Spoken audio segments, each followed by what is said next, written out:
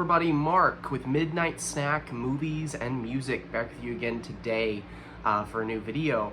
So today we're going to go through this week's album on the Midnight Snack Record Club. Just started the Midnight Snack Record Club about a week ago with the first pick, which was Neil Young and Crazy Horse, Rust Never Sleeps.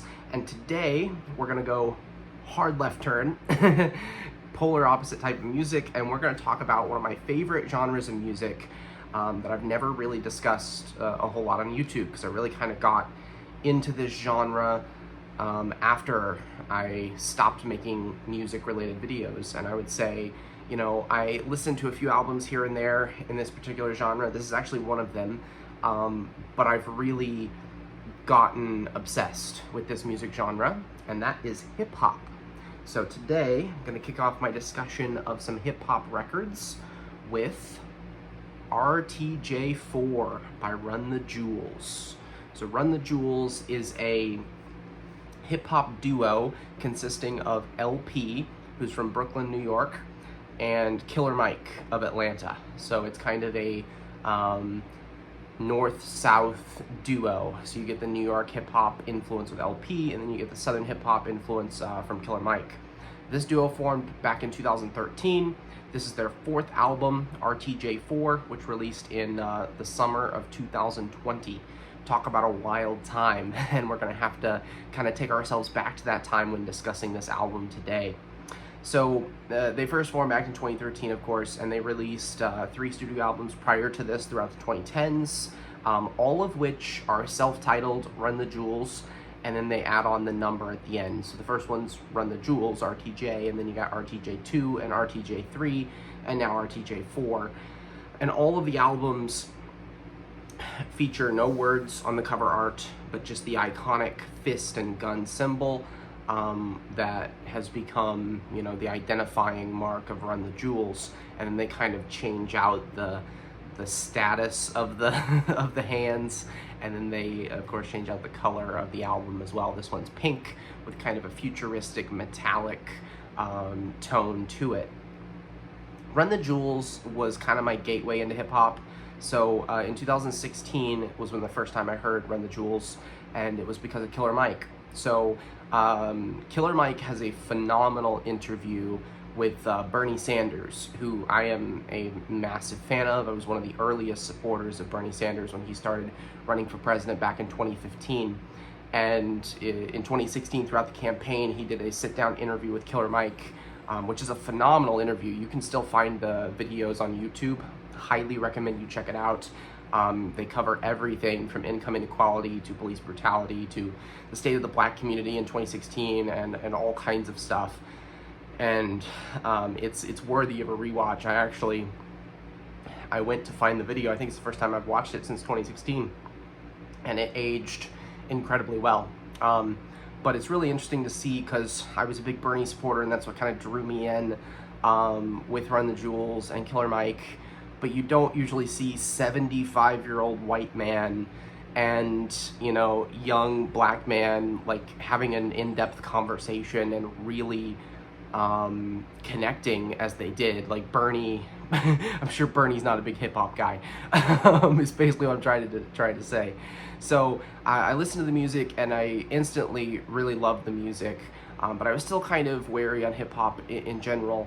But to me, Run the Jewels is kind of that perfect gateway for me personally, because I feel a whole lot of punk rock influence in their music. They bring an incredible punk rock energy to their songs. Some of those songs do feature guitars and a little rocky instrumentals, but a lot of it is sampling, and LP does a phenomenal job on the samples and the production on all of their records, including this one. But there is kind of a rockier song towards the end of this album that we will talk about. But they really blend that punk rock energy incredibly well. Their lyrics are phenomenal. This is one of the most lyrically dense albums that you're going to encounter. It's one that's going to take many listens to really deep dive on the lyrics. It's 5 years since this thing came out, and every single time I listen to it, I still find new lyrics to discover and new meanings to find. They also blend all of their seriousness with humor. so phenomenally well, that keeps it light. Like, it doesn't feel as exhaustive listening to one of their records, because they break it up with humor so well. There's very few acts that could give you the most hard-hitting, depressing lines on police brutality or income inequality or things like this, and then immediately follow it up with lines about, joking about ejaculating onto a couch, for example. Like, they pull no punches in either regard. They're not afraid to do edgy comedy and do edgy political commentary as well. And for that reason, I just love Run the Jewels. And this is their best record, in my opinion. It's a tight 37 minutes, 11 songs. Every single song feels essential. There's no filler on here whatsoever. There's some songs I love more than others, of course, as with every record.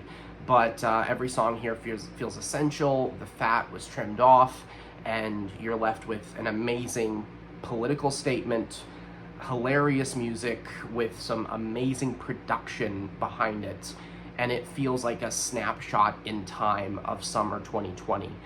This album was recorded in 2018, but there are some lines that are almost eerie as to how relevant they were in the summer of 2020. So without further ado, let's get into the album. Let's talk about the tracks, and then I'll show you the record and the packaging. So the first track on here is called Yankee and the Brave, which basically kicks off the theme of the record. So I'll actually show you the packaging really quickly because I want to make a point related to it. This is the gatefold of the album. Apologies for the glare there. Hopefully that's not too bad. You can see LP and Killer Mike in the Buick Grand National, which they actually made the Buick Grand National cool long before Kendrick Lamar did. I love Kendrick, but of course his new album GNX came out last year. This album featured the Grand National in 2020, so they were ahead of the game there. It was always a ridiculously cool car, but anyways, just had to note that. But basically, the Grand National becomes like the iconic car of the framing of this album. They kind of frame it as an 80s TV show, a la Dukes of Hazzard or the A-Team or Knight Rider or something like that, where you've got like action heroes and an iconic car that's kind of key to the story. So the GNX becomes an iconic car to the story itself, and Yankee representing LP, New York, Yankees fan, and the Brave being Killer Mike from the South, Atlanta, a Braves fan. So it kind of comes together there. But it's basically like they're following their adventures, living in the modern world and all of the problems that we're dealing with, and how they're trying to rebel, to find their voice, etc. And it really kicks off the album incredibly well. It's a short song, it's only a couple minutes, but it's high energy and it throws you into the record. The second track is called Ooh La La, which I was kind of lukewarm on when I first heard it, but now I love the song so much. It's the catchiest song on the record. At first it was kind of annoying, the Ooh La La verse, but it really kind of caught on with me, and it is indeed an earworm for sure. But there's also some incredible lyrics on the verses of this song.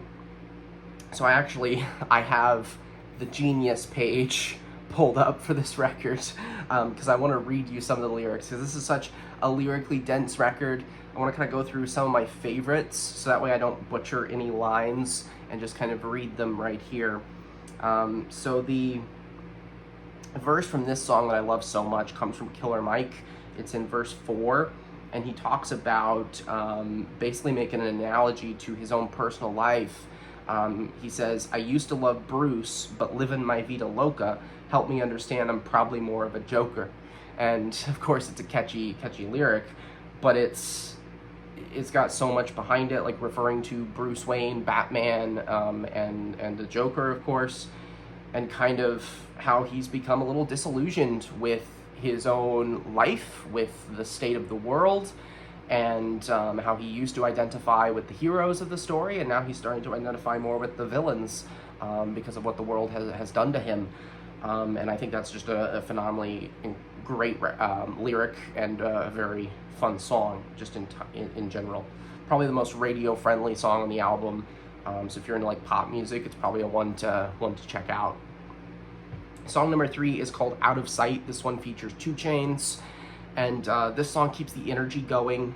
It's got a great futuristic style beat. I'm not great at describing exactly what sounds I'm hearing, but the whole album, I guess the album cover in general, but the synthiness, it's kind of like an 80s futuristic sci-fi style, in my opinion. That's what it sounds like to me.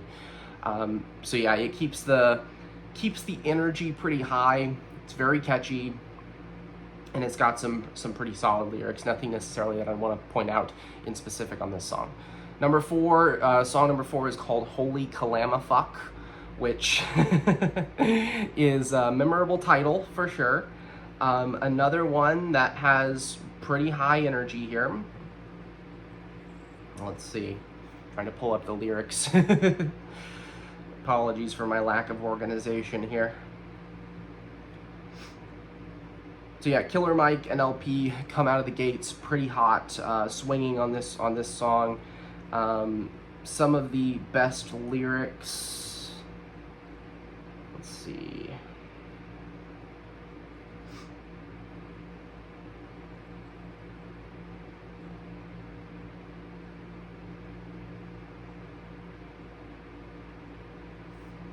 Not finding anything that particularly sticks out to me on this song. Let's skip ahead. No edits. It's one of those songs that kind of fades a little bit compared to the others. Goonies versus E.T. is song number 5, kind of calling back to their childhoods and favorite childhood movies. And it kind of sounds that way too. It's kind of got an epicness about it. Kind of sounds like a movie score in a way. Another song necessarily doesn't have lyrics that absolutely stand out to me. Song number 6 is called Walking in the Snow. Now this one makes up for all of the potential lyrical shortcomings of those last 2 songs, because this song, the entire lyrics should be studied.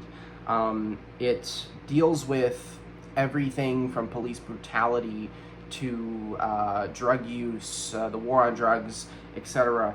And there's a couple lines in this, Killer Mike's verse, which is verse 2. It felt like it was predicting exactly what would happen in 2020. And I'll go ahead and read you just a couple of them. The infamous line, "Every day on the evening news they feed you fear for free. And you so numb you watch the cops choke out a man like me, until my voice goes from a shriek to a whisper, I can't breathe." Now, that line became iconic because George Floyd was murdered, and he was murdered by a cop choking him to death, basically. And his last words were, I can't breathe. And so that became kind of a rallying cry of the protest movement in 2020. And it was eerie to see those lyrics, because you know those lyrics were written before George Floyd died, and they were referencing another black man who was murdered by the police, Eric Garner, who also, his last words were, I can't breathe, as he was choked by the police in New York. And just to know that those lyrics were so poignant because they were written about yet another experience by someone else is devastating. And you know, it fit the moment incredibly well. The verse kind of goes on. One of my favorite lines is at the end of Killer Mike's verse. So he's talking about, he's name dropping some authors, some pretty powerful authors. It feels kind of like a reading list. I'm reading Chomsky, I'm reading Bukowski. So Noam Chomsky, one of the greatest intellectuals of all time. Charles Bukowski, one of the greatest poets of all time.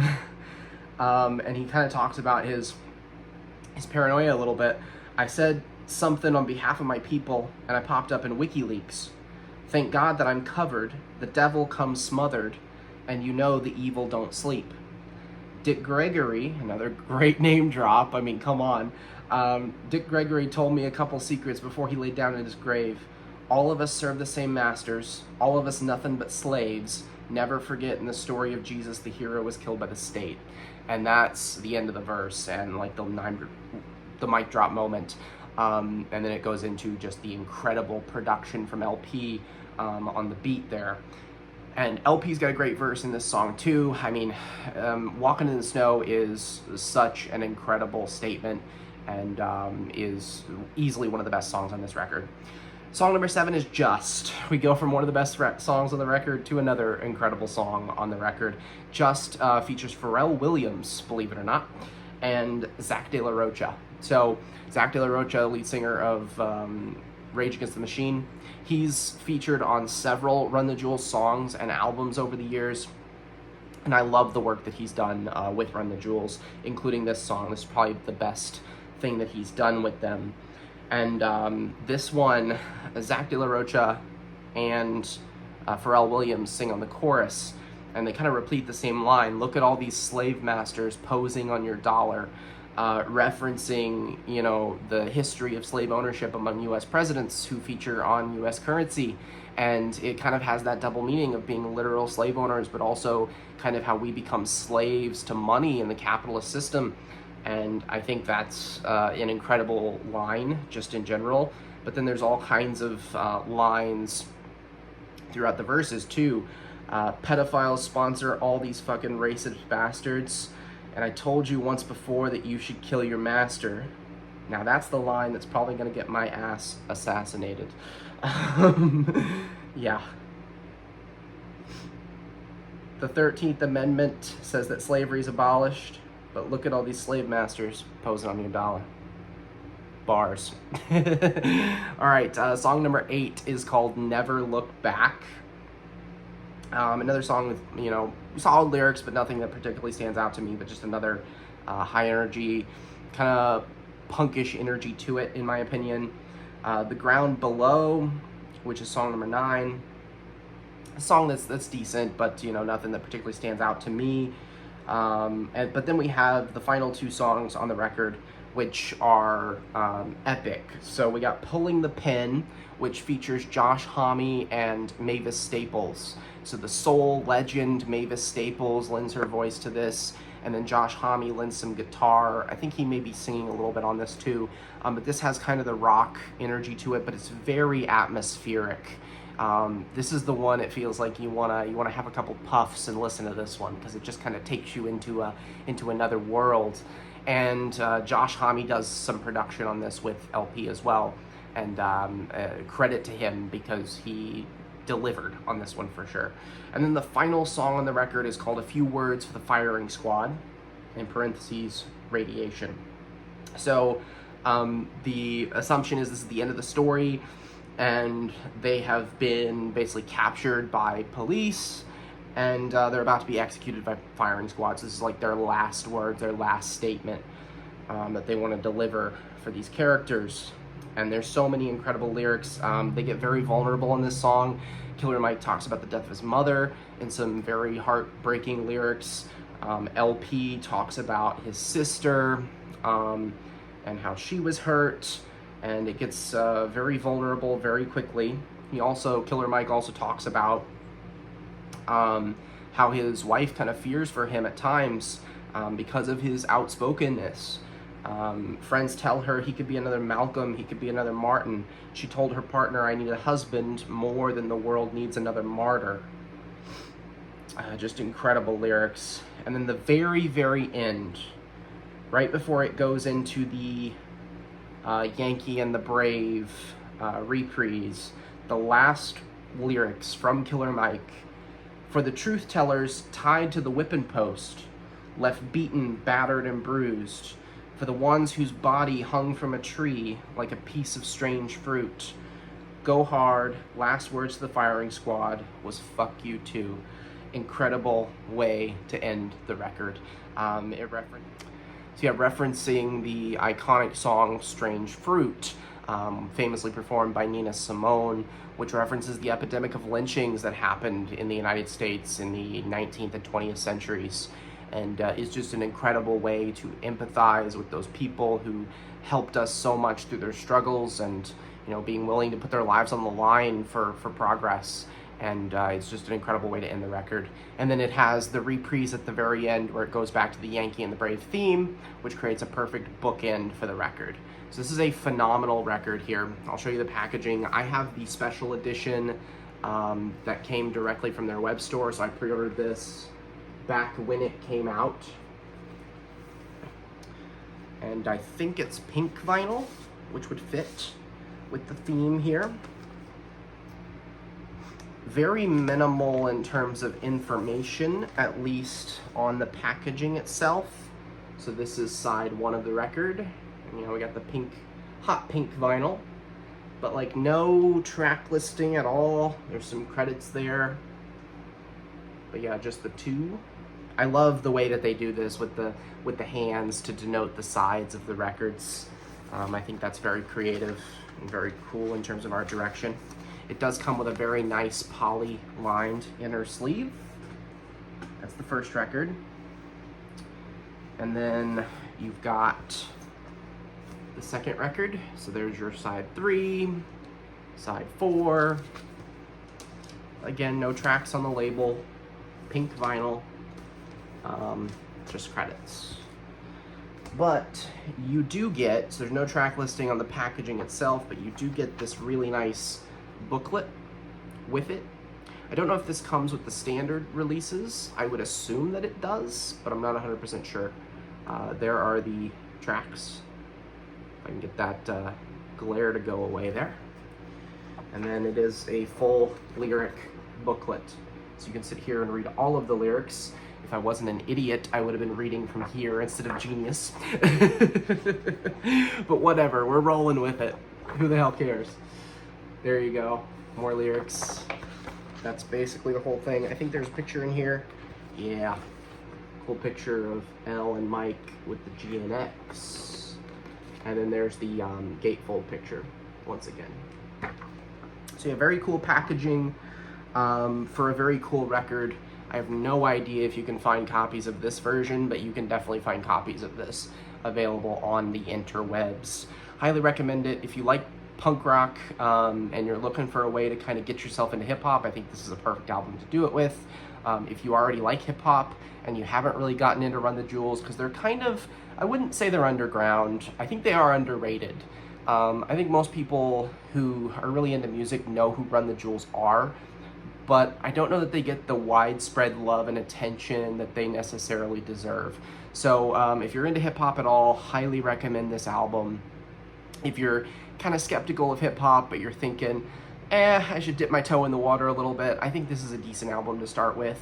Although prepare for some lyrical density and having to go back several times to really kind of appreciate all the in-depthness of the lyrics of this record, but that's one of the reasons why I love it so much and why I love all of their music. So this week's pick for the Midnight Snack Record Club, RTJ4, Run the Jewels from 2020. Highly recommend this record. All right, that's gonna kind of wrap up this video. Stay tuned in the future on the channel. Next week, I'll try to come at you guys with another record, see what I'm gonna pick up next week. We'll do some thinking and planning. So stay tuned if you're enjoying these record videos. I'm thinking about doing like a really late version of the vinyl tag because I wasn't making music related videos when the vinyl tag went out this year. So I've been kind of toying around with that, so I may do that in the near future too. And then wanting to get back into making movie related videos as well. So stay tuned if you love my movie content. There will be some more. So I hope you guys have a great rest of your weekend. Happy Saturday. Have an amazing day. See you later.